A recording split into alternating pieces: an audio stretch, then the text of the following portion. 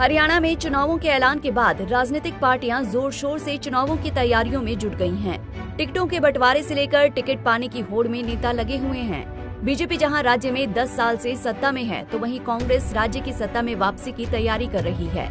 इसी कड़ी में कांग्रेस ने राज्य में स्क्रीनिंग कमेटी की बैठक बुलाई, जहां कांग्रेस ने कई सीटों पर टिकट बंटवारे को लेकर चर्चा की। इस बैठक में सांसदों के लिए चुनाव नहीं लड़ने का फैसला किया गया। कांग्रेस के इस फैसले से साफ हो गया कि रणदीप सुरजेवाला और कुमारी शैलजा फिलहाल के लिए सीएम की दौड़ से बाहर हो गए हैं। दरअसल हरियाणा में चुनाव को लेकर प्रदेश कांग्रेस काफी एक्टिव है। लोकसभा चुनावों में मिले समर्थन के बाद कांग्रेस प्रदेश में इस बार सत्ता में वापसी की उम्मीद कर रही है। ऐसे में कांग्रेस के अंदर कई नेता खुद को सीएम उम्मीदवार के तौर पर देख रहे हैं। इसी कड़ी में कांग्रेस ने प्रदेश में स्क्रीनिंग कमेटी की बैठक की है। हरियाणा प्रभारी दीपक बाबरिया ने बुधवार को स्क्रीनिंग कमेटी की बैठक के बाद पत्रकारों से बात करते हुए कहा कि 10-15 सीटों पर चर्चा हुई, लेकिन अंतिम फैसला लेने में अभी कुछ दिन और लगेंगे। शनिवार तक हमारी लिस्ट तैयार हो जाएगी। आवेदनों पर भी चर्चा हो रही है। 2000 से ज्यादा आवेदन आए हैं, उन पर चर्चा होगी और फिर हम लोग चेयरमैन के सामने वो नाम रखेंगे।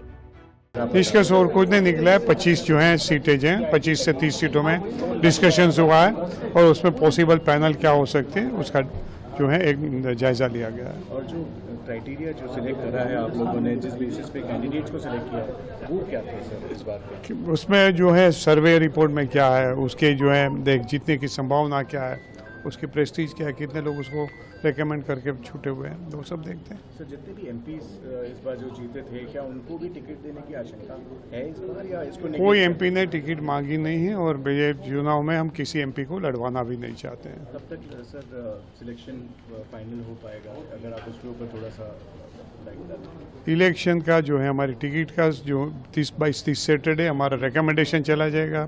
Then it will be a call from the Congress high command. Central election committee की मीटिंग में वो कब क्लियर करके देते हैं। मेरी समझ में it should be clear by 2nd और 3rd of the next month. मतलब बाबरिया ने साफ कर दिया कि विधानसभा चुनाव में मौजूदा कांग्रेस सांसदों को टिकट नहीं दिया जाएगा। किसी भी मौजूदा सांसद को विधानसभा चुनाव लड़ने की इजाजत नहीं दी जाएगी।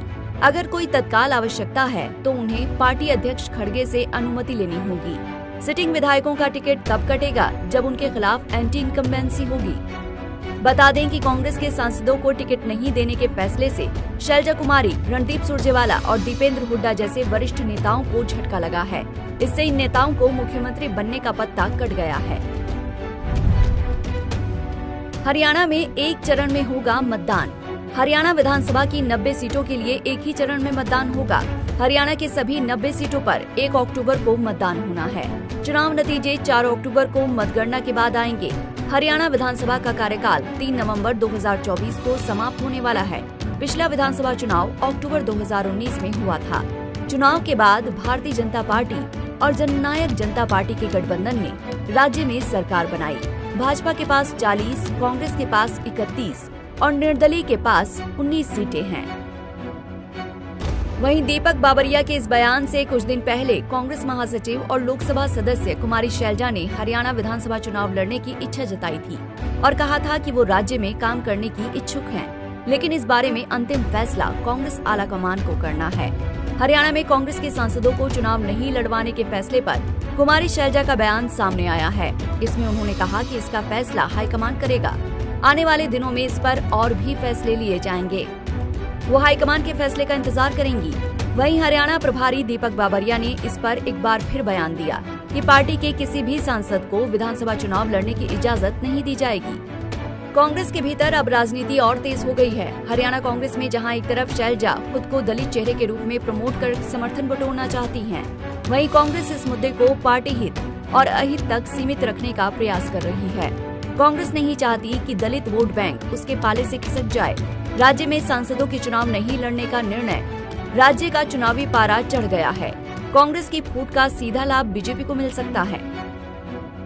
वहीं एक तरफ जहां कांग्रेस टिकटों को लेकर माथापच्ची कर रही है, तो आज बीजेपी कोर कमेटी की बैठक हुई, जिसमें हरियाणा विधानसभा चुनाव पर चर्चा हुई। बहरहाल राज्य में बीजेपी 10 सालों से सत्ता में है। ऐसे में पार्टी के खिलाफ एंटी इनकम्बेंसी जैसे माहौल का कांग्रेस को लाभ मिल सकता है। राज्य में मुस्लिम और दलित वोट का एक साथ आना भी बीजेपी के लिए मुश्किलें खड़ी कर सकता है। फिलहाल कांग्रेस की अंदरूनी कलह से आने वाले दिनों में कांग्रेस को कितना नुकसान होता है या नहीं, ये आने वाला वक्त तय करेगा। लेकिन इस चुनाव में बीजेपी की तरफ से सीएम नायब सिंह सैनी की अग्नि परीक्षा भी है। Bureau report, Punjab Kesari TV.